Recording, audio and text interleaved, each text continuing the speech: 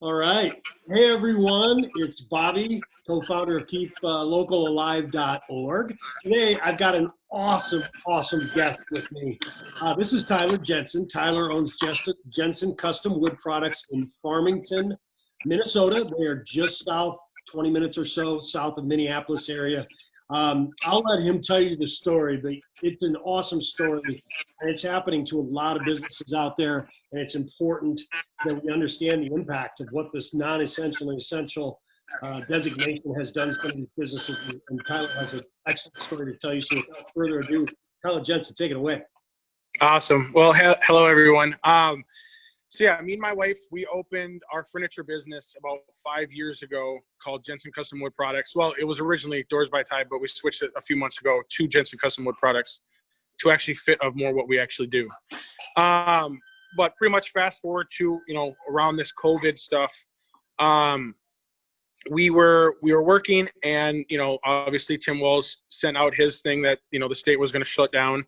And we had to do our research, and we found out that we were deemed non-essential. And unfortunately, we could have pushed against that a little bit because of some of the stuff that we do is considered essential. But at the same time, we had a lot of customers say that they didn't want us to be in their house at this time. So then instead of pushing against it, we decided to just flow with it. And we just at that time had our 1-month-old son. So we have 3 kids.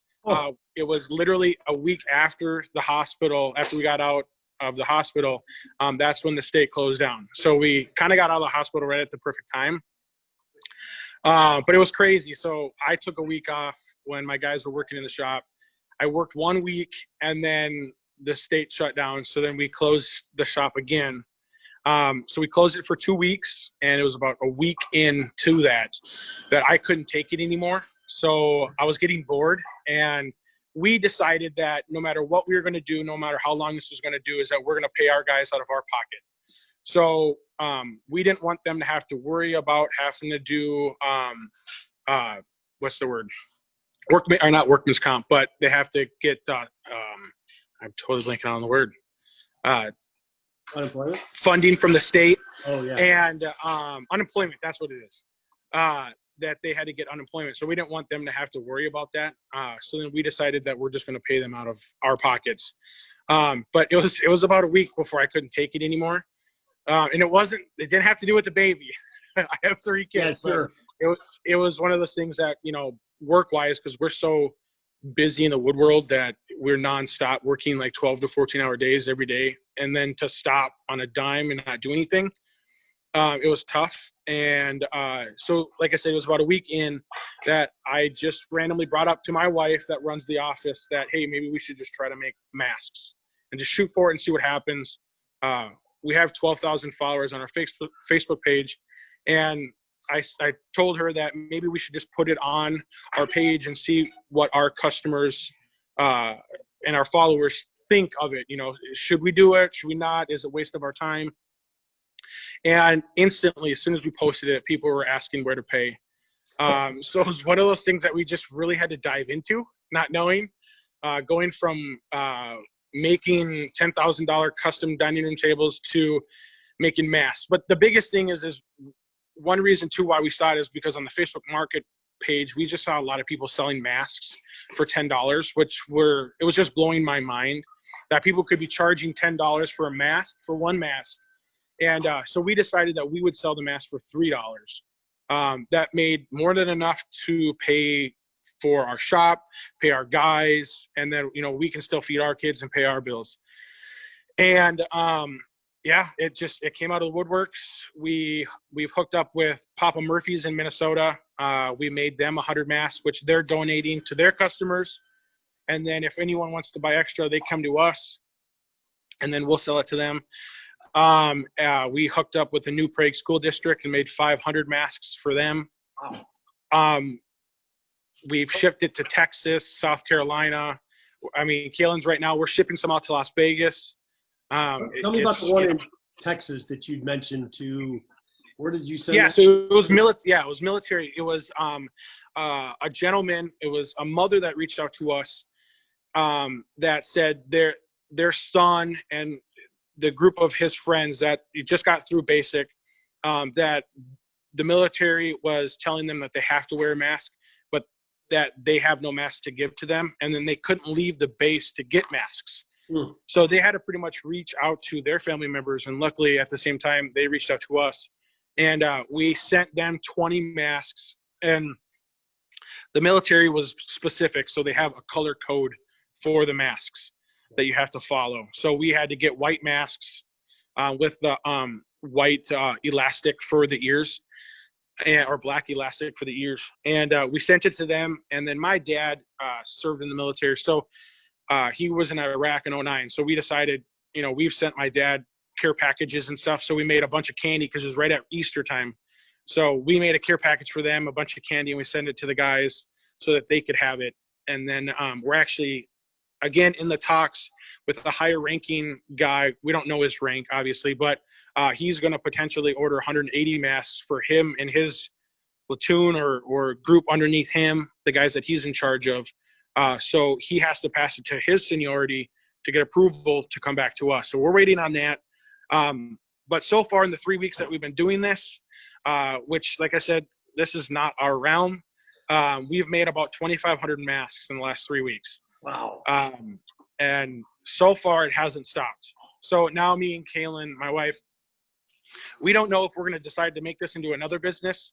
So we have until May 4th to decide that, if we're just going to end it and reopen our woodworking business and just complete the orders of the masks that we have left, or if we're going to actually open this depending on, supply and demand, because we see that life in general after all of this, good or bad, no matter what way you see it as, that life is going to change for some businesses, and that they're going to ask for masks or tell their customers and homeowner or the people that work there, their employees, that they're going to have to wear masks to come in. And so it's one of those things that we've decided that we don't know what we want to do yet, but we're going to just sit on the fringes. But every day, Kaylin's getting, 50, 60 people reaching into her asking for masks. And most of those people are asking for 3, 4, 5 masks per person, because we are so affordable and we're not looking to take advantage of people. I've even seen masks. I've seen masks for $25, which just blows my mind. They're just double-sided cotton. A lot of the fabric that we're getting is actually getting donated to us from people from, within the state of Minnesota. We picked up probably 300 masks worth of material from a local person in Farmington. Some other people have shipped us material. So yeah, it's just one of those things that it's just, flying by the seat of our pants, and just trying to help out where we can. We've donated a lot of stuff to some military members and stuff like that. We had a cancer survivor, a person that's going through cancer right now. And he's a larger set man like myself, and he couldn't find a mask that could fit his face. And they were giving him 2 masks a week to have. So he'd have to wear it in chemo and stuff. And he couldn't find anyone that could make him a mask big enough. So we decided to make him masks. And Kaylin has an uncle that works for the state of Minnesota. I won't say his name, but he's a particle engineer. And he's actually working on the COVID stuff right now with the state of Minnesota. And he knows about a filter that has no fiberglass in it. It's washable and reusable. And he's actually getting us that stuff so we can put it into our cotton masks. And you can literally just throw it in the washer and dryer and wash it. And you don't have to worry about anything. So it's one of those things that, we decided to give him 3 of those masks for free, just because the stresses of having to deal with cancer and stuff like that. I haven't had anyone really close, so I don't know really what it's like, but there's no way I could charge someone, for something like that. So it's just, we have so many people coming in and out every single day asking for masks, and, we're still hoping for May 4th to come, and hopefully Tim Walz, our governor, doesn't push it longer so that we can finally get back into our wood world where I belong.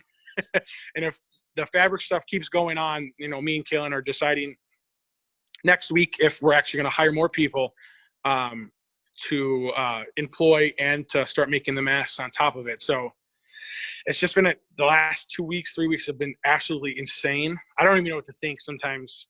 Kaylin's asking me, I'm so used to Kaylin said, hey, I need a barn door today or tomorrow. I need a barn door made so we can, deliver it and install it. Now she's like, hey, I need 150 masks done by Thursday. And I was like, all right, all right.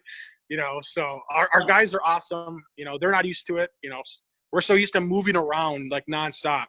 I guess that we're so used to working 12, 14-hour days. And now we're sitting in one spot at a sewing machine. But, you know, the end game is going to be good. You know, we're helping a lot of people out. You know, some people are obviously scared in the situation that's going on and stuff like that. Some people aren't. So it's really to not take advantage of those people that are, but to just make sure that everyone's safe. Everyone, you know, yeah, it's just, I don't even know what to say sometimes. I'm so shell-shocked about how many masks that we've made, just 3 of us. And then my wife does all the shipping and all that stuff. So it's just great. It's a great story, man. I congratulate you. I applaud you. Thanks for taking the time to talk to us about what you've done. Thank you for giving me the time. A wonderful thing. So before we leave, tell whoever is watching this video, if they want to get a hold of some of these masks, yes, how do they get a hold of you? Yeah, so you can, I'll give out my cell phone number. So my cell phone number is 651-955-9722. You can call me, leave a message, you can text me. But everyone gets pushed back through our Facebook page. And our Facebook page is facebook.com/Jensen CWP. That's JENSEN CWP. And then that'll bring you right to our woodworking. It's a little weird. It's our woodworking business. But we're selling. We have a bunch of posts of all the face masks. And if you need to see one, we can show you, and then we can send some out to you guys. It's for our double-sided cotton masks, it's $3. For our filtered masks, it's $7. And no matter how many you order from us, from 1 to 1,000, it's only going to be $7 to ship to you. So no matter where you are in the United States, we're only going to charge $7 to ship it. That's awesome. Tyler, I love what you're doing, man. I appreciate you taking the time to talk to us today. Consumers out there, support this business. These guys have made they're used to making $25,000 tables. They're making $7 masks, but it's going to a good place, certainly. And, thank you. Make sure you go support keeplocal.org too. The more people, it's about building a coalition of businesses to support folks like Tyler here. So Tyler, thanks again for your time, and thank you. Good luck to you. Take care. Thank you, sir.